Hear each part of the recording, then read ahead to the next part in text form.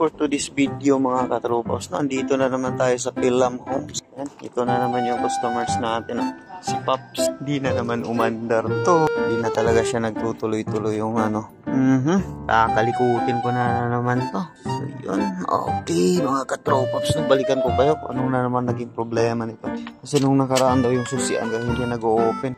Yan si katropops. So yun, unang check natin mga katropops, no? Dapat, ito, binuksan natin. Dapat may gas yan. So ngayon, walang bomba. So yun, maari ito yung problema, oh. Fuel pump mga katropops. So yun, Pops, okay na. Ito na siya, oh.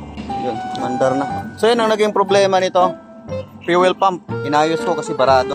Pangalawa, CDI. Pinalitan ko din ng CDI kasi yun ang problema. Yan yung socket din niya. Problema din ang socket. Kaya yun, CDI. Tsaka, ang tawag nito? Ayun, yung fuel pump. Kaya pala walang pinapump na gasolina.